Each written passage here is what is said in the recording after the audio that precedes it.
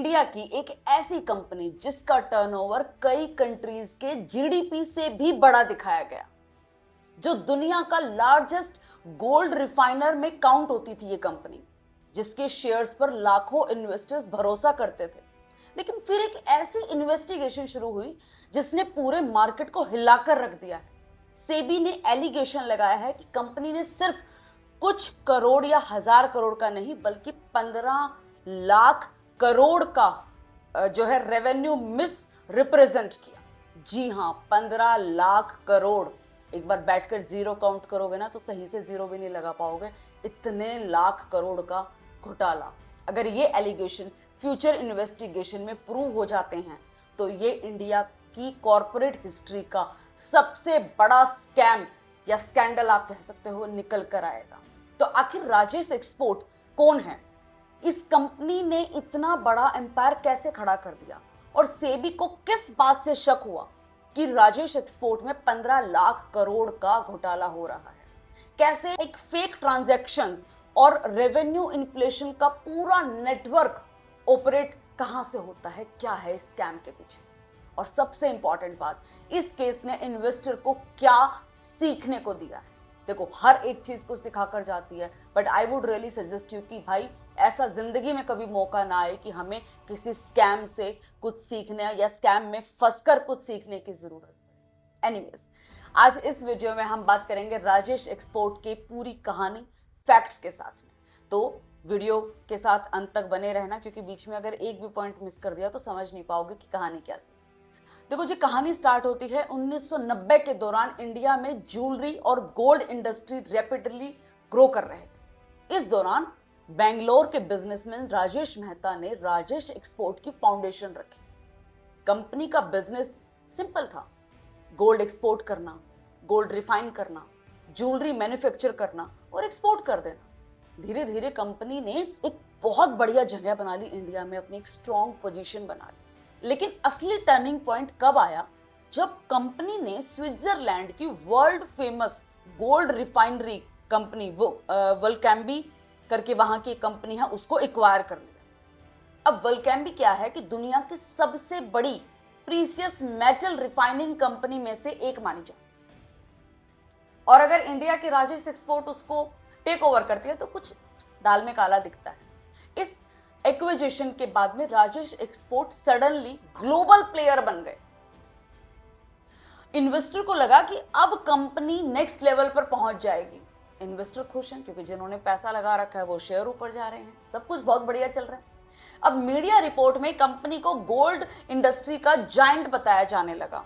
हर जगह एक ही company Rajesh export, gold refining की जहां पर बात आएगी, ज्वेलरी की जहां पर बात आएगी, राजेश एक्सपोर्ट। अब जो नंबर्स थे वो सबको इंप्रेस कर रहे थे। एक से एक चार्जशीट निकल के आ रही है, अकाउंट्स, बैलेंस शीट जबरदस्त। अब यहां स्टोरी थोड़ी सी इंटरेस्टिंग हो जाती है। कंपनी हर साल मैसिव रेवेन्यू रिपोर्ट कर रही थी, कभी 2 लाख करोड़, कभी 3 लाख करोड़, कभी 5 लाख करोड़ और कभी तो इससे भी ज्यादा।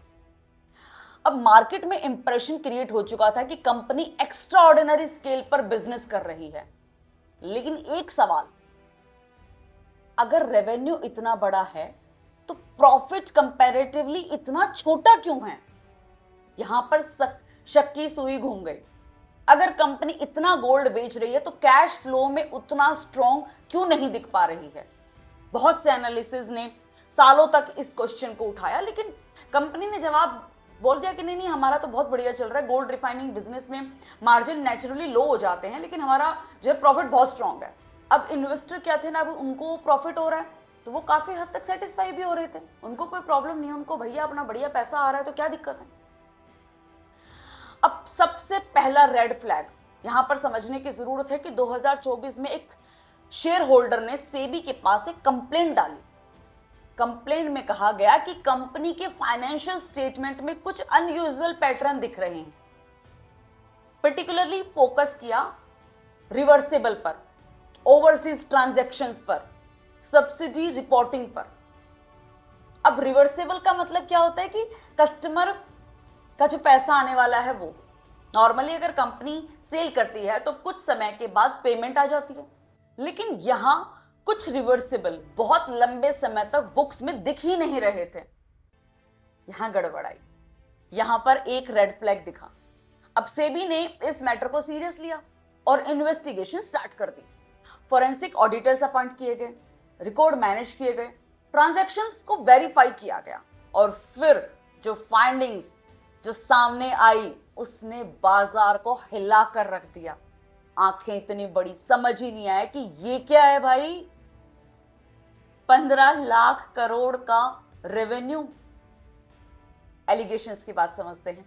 इन्वेस्टिगेशन का सबसे सेंसेशनल एलिगेशन था 15.50 लाख करोड़ रेवेन्यू। अब सेबी के मुताबिक फाइनेंशियल ईयर 2021 से 2025 के बीच में रेवेन्यू में काफी गड़बड़ घोटाला दिखा। अब रेगुलेटरी जो अपॉइंट की गई थी ना, उन्होंने एलिगेशन लगाया कि एक्चुअल बिजनेस और जो भी रिपोर्टेड बिजनेस है ना, उसके बीच में एक बहुत बड़ा गैप दिखाई दे रहा है। इसको एक एग्जाम्पल के अकॉर्डिंग समझते हैं। मान लेते हैं एक्चुअल सेल हुई है 100 रुपया, लेकिन रिपोर्ट में दिखाया गया 1000 रुपया। तो कंपनी के इन्वेस्टर्स को रियलिटी में 10 गुना बड़ी जो है नजर आई उसकी रियलिटी। 10 गुना ज्यादा का प्रॉफिट कहां से आया, और यही कंसर्न रेगुलेटर्स ने रेज किया। इन्वेस्टिगेशन में भी यही ऑब्जर्व किया गया कि कंपनी के कंसोलिडेशन में रेवेन्यू का मेजर हिस्सा ओवरसीज सब्सिडरी ऑपरेशन से आ रहा है। अब सबसे बड़ा कंट्रीब्यूशन जो था वो था उस स्विट्जरलैंड वाली कंपनी का जिसको टेक ओवर किया गया था। वेलकैम्बी से लिंक्ड पाया गया ये वाले रेवेन्यू का। अब सेबी ने कहा कि ये जो जितने भी रिकॉर्ड्स आ रहे हैं ना, उनका और उनकी स्टेटमेंट में जो उनकी तरफ से स्टेटमेंट आ रही थी कंपनी की तरफ से, उसमें काफी सारे डिफरेंसेस दिखे और फ्यूचर इन्वेस्टिगेशंस में ये फाइंडिंग्स जो थी ना वो वैलिडेट पाई गई। एक तरीके से आप लगा लो कि इतना बड़ा इंपैक्ट हुआ कि सबकी आंखें खुल गई कि भाई साहब ये अगर जो घोटाला है, ये स्कैम है, बाजार में आएगा तो ताबड़तोड़ तरीके से ये बाजार में इफेक्ट करेगा स्टॉक मार्केट। अब हम बात करते हैं इन्वेस्टिगेशन के दूसरे मेजर एलिगेशन। सेबी ने क्लेम किया है कि कुछ ट्रांजैक्शंस सस्पिशियस नेचर की भी हैं, कुछ ना कुछ बहुत बड़ा होने वाला है। रिपोर्ट के मुताबिक एक एंटिटी के साथ में हजारों करोड़ की परचेज और सेल भी बुक की गई है, लेकिन वेरिफिकेशन प्रोसेस में जो भी चीजें आ रही थी वो उसके अंदर कुछ मिसमैच भी पाए गए। अब सवाल ये आ जाता है कि फेक ट्रांजैक्शन का पर्पस क्या होता है, क्यों की जाती हैं ये फेक ट्रांजैक्शंस? जनरली रेवेन्यू को बढ़ाना, टर्नओवर को बढ़ाना, बिजनेस एक्टिविटी को बहुत ज्यादा दिखा देना, हजारों करोड़ों की टर्नओवर में सेल दिखा देना। अगर दो एंटिटी एक दूसरे को रैपिडली इनवॉइस जनरेट करते हैं तो पेपर्स पर बिजनेस बहुत बड़ा दिखता है, कंपनी की इंप्रेशन बहुत ही नेक्स्ट लेवल की बड़ी दिखाई दी जाती है, लेकिन रियलिटी में वैल्यू क्रिएशन उतनी नहीं होती है। इसकी वजह से ही जो फॉरेंसिक ऑडिट्स में ट्रांजैक्शन वेरिफिकेशन बहुत इंपॉर्टेंट होती है। अब आप समझ गए गेम क्या होता है, कि जो दिखाया जाता है ना वो सच नहीं होता है कितनी बार। इन्वेस्टिगेशन में एक और सीरियस एलिगेशन भी सामने आया। अब रेगुलेटर्स के मुताबिक प्रमोटर्स लिंक ट्रांजैक्शन और कंपनी एक्टिविटीज के बीच में ओवरलैप भी पाया गया। अब वो कैसे पाया गया? सेबी का शक ये था कि कुछ एक्टिविटीज को कंपनी ऑपरेशन के फ्रेमवर्क में रिफ्लेक्ट कर रही है। ये एलिगेशन अभी इन्वेस्टिगेशन प्रोसेस का हिस्सा है, लेकिन फाइनल रिपोर्ट में पाया गया कि फ्यूचर प्रोसीडिंग में ये क्लियर हो सकती हैं, लेकिन बाजार के लिए ये डेवलपमेंट काफी सिग्निफिकेंट मानी जा रही थी। अब फंड्स डाइवर्शन एलिगेशन लगाए गए। इन्वेस्टिगेशन रिपोर्ट में भाई साहब फंड डाइवर्सन कंसर्न भी हाईलाइट किए गए। आपके कंसर्न्स के हिसाब से एलिगेशन ये भी लगाया गया कि कंपनी के कुछ फंड्स प्रमोटर्स के साथ लिंक्ड हैं। अब आप समझ गए, यहां पर जब प्रमोटर्स पर बात आई तब गेम बिगड़ने वाला था, बिगड़ सकता था, बिगड़ ही गया है। कॉर्पोरेट गवर्नेंस के पर्सपेक्टिव से भी ये बहुत ही सीरियस मैटर माना जाता है, क्योंकि लिस्टेड कंपनी में शेयर होल्डर का पैसा इन्वॉल्व होता है और मैनेजमेंट पर जो ये रिस्पॉन्सिबिलिटी बनती है ना, उसको तो भैया सारे के सारे आगे सामने आकर क्लियरेंस देनी पड़ेगी। और इस वजह से रेगुलेटर्स ऐसे केसेस में एग्रेसिवली सिक्योरिटी जो है देना स्टार्ट कर देते हैं। अब अफ्रीकन गोल्ड माइन कंट्रोवर्सी भी इसी के साथ है। कंपनी ने पहले अफ्रीकन गोल्ड माइनिंग इन्वेस्टमेंट को लेकर अनाउंसमेंट की थी, लेकिन इन्वेस्टिगेशन के दौरान रेगुलेटर्स ने कुछ डिस्क्लोजेस और रिकॉर्ड पर यह सवाल भी उठाए कि सेबी के अकॉर्डिंग अवेलेबल रिकॉर्ड और कंपनी डिस्क्लोजर के बीच में कंसिस्टेंसी जो इश्यूज थे ना वो पाए गए। क्या हो रहा है, ये दिखाया कुछ और जा रहा है, हो कुछ रहा है, गड़बड़ कहाँ है। ये भी इन्वेस्टिगेशन का एक और इंपॉर्टेंट पार्ट बन गया। आप समझ रहे हो? अब जब जागा ना तो पूरा सेबी फिर पूरा जाग के कर रहा है काम। अब कंपनी ने क्या डिफेंस किया? अब कंपनी की इंपॉर्टेंट बात बोल रही है कि राजेश एक्सपोर्ट ने एलिगेशंस को स्ट्रांगली डिनाई कर दिया है। भाई वो क्यों मानेंगे अपने आप को सही?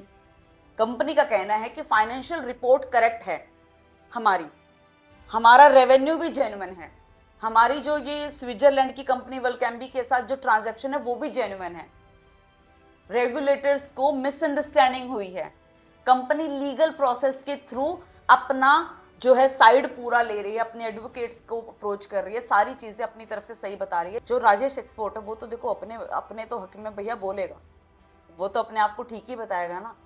लेकिन सेबी अपनी इन्वेस्टिगेशन अभी भी कर रही है और अभी, लेकिन हम लोग ये वीडियो बना रहे हैं जस्ट बिकॉज ये मुद्दा अभी सामने आया है, लेकिन यहाँ पर इन्वेस्टर डरा हुआ है जस्ट बिकॉज ऑफ कि उसको क्लियरिटी चाहिए कि है क्या। लेकिन अभी फाइनली जो जुडिशियल जो कंक्लूजन है वो अभी आया नहीं है, उसकी इन्वेस्टिगेशन और लीगल प्रोसीडिंग कंटिन्यू है। अब देखते हैं कि इसका कंक्लूजन क्या निकलेगा, और अगर ये निकला तो ये कॉर्पोरेट हिस्ट्री का स्कैम 1992 जो हर्षद मेहता ने करा था स्टॉक मार्केट का स्कैम, उससे भी कहीं बड़ा ये स्कैम प्रूव होगा। अब इससे इन्वेस्टर को क्या सीखने को मिलता है? भाई साहब देखो, हर चीज को सिखाकर जाती है, यहाँ इस स्कैम से भी हम कुछ सीखेंगे कि भाई राजेश एक्सपोर्ट केस सच में ये प्रूव करेगा कि इसका फाइनल आंसर आने वाला तो समय देगा। लेकिन एक लेसन आज क्लियर हो चुका है कि रेवेन्यू देखकर कभी भी इन्वेस्टमेंट मत करो। प्रॉफिट, कैश फ्लो, डेब्ट्स, क्या रिसीवेबल है उनकी, क्या कॉर्पोरेट की गवर्नेंस पॉलिसी है, क्योंकि स्टॉक मार्केट में सबसे बड़ा रिस्क मार्केट का जो होता है वो क्रैश भी बन जाता है। तो सबसे बड़ा रिस्क क्या होता है? नंबर्स पर अंधा भरोसा कर लेना। हर चमकती हुई चीज सोना नहीं होती है, हर एक गोल्ड कंपनी की बैलेंस शीट भी गोल्डन नहीं होती है। हमें ये सोच समझकर जो है इन्वेस्ट करना पड़ेगा, हमें पूरा जानना पड़ेगा कि इनकी हिस्ट्री कहाँ है। लेकिन हाँ, आजकल सफाई इस तरीके से हो रही है कि हम कुछ अंदाजा ही नहीं लगा पाते कि हो क्या रहा है, क्योंकि काम बहुत सफाई से होता है। बहुत रिसर्च करो भाई साहब, इतनी रिसर्च करो इन्वेस्टमेंट से पहले, वरना वेल्थ क्रिएशन की जगह वेल्थ गड्ढे में चली जाएगी। आप सोचोगे कि हमने तो अपनी पीढ़ियों के लिए बहुत कुछ बना दिया, लेकिन भैया कुछ नहीं होना है, जो आएगा वही खत्म है। तो इस चीज का आप ध्यान रखिएगा। और ये जो स्कैम हो रहा है स्टॉक मार्केट का, इसी तरीके से रियल एस्टेट में भी बहुत सारे स्कैम्स होते हैं। First day sold out company के जो प्रोजेक्ट होते हैं, फर्स्ट डे सोल्ड आउट नहीं होते हैं। जिस दिन सोल्ड आउट कर दिया उसके 1 साल के बाद भी जाओगे तो उसी रेट पर चीजें मिल जाएंगी। द ओनली थिंग इज कि हमें अपनी रिसर्च को स्ट्रॉन्ग करना है। किसी की भी वीडियो देखकर, मेरी वीडियो देख ली या सोशल मीडिया पर वीडियो देख ली, यूट्यूब पर वीडियो देख ली, मत करो यकीन भाई साहब। बहुत कुछ चल रहा है आजकल और सिर्फ हम विक्टिम बन के रह जाएंगे। एनीवेज, वीडियो के कमेंट बॉक्स में आप जरूर बताइएगा कि आपको ये वीडियो कैसी लगी, एंड चैनल पर आए हैं तो इसे सब्सक्राइब जरूर कर लीजिएगा। Thank you so much.